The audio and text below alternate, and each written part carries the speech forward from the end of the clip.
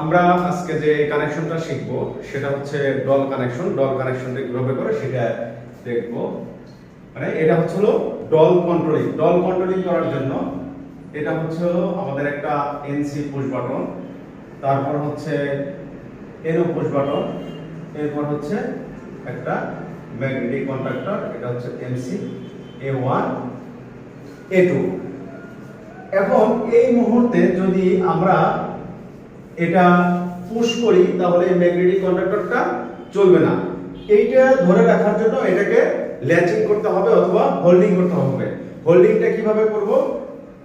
Stop এবং start এই দুইটা পুশ সুইচের মাঝখান থেকে আমরা একটা লাইন নিব, হয় এই পয়েন্ট না হয় এই পয়েন্ট থেকে। ড্রয়িং এর সুবিধার জন্য আমরা এখান থেকে লাইনটা দেখাইলাম। এটা হচ্ছে ম্যাগনেটিক কন্ডাক্টরের এনো কন্টাক্ট।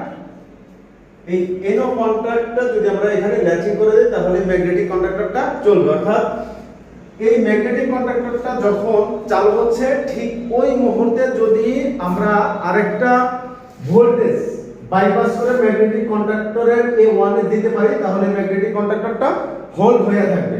যার জন্য এখানে অলওয়েজ লাইন যেখানে আছে এখান থেকে একটা লাইন আমি ম্যাগনেটিক কন্ডাক্টরের এনোতে দিলাম।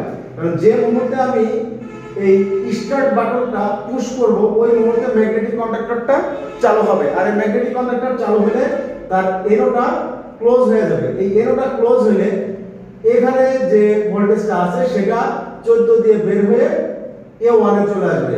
তাহলে এটা একটা কন্টিনিউ লাইন পেয়ে গেল, যার জন্য এই ম্যাগনেটিক কন্ডাক্টরটা এই পুশ সুইচ ছেড়ে দিলেও আর বন্ধ হবে না।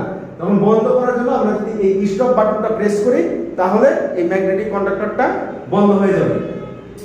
এটার জন্য আরো একটা স্মার্ট কানেকশন করতে গেলে পরে আমাদের এখানে একটা ওভারলোড রিলে ব্যবহার এটা দেখাতে হবে। এটা আমরা নেক্সট ক্লাসে আলোচনা করব এবং এটার পাওয়ার ডায়াগ্রামটা কিভাবে হবে ডল কানেকশনের সেই পাওয়ার ডায়াগ্রাম সম্পর্কে আমরা বিস্তারিত আলোচনা করব। এটা হচ্ছে ডল কন্ট্রোলিং।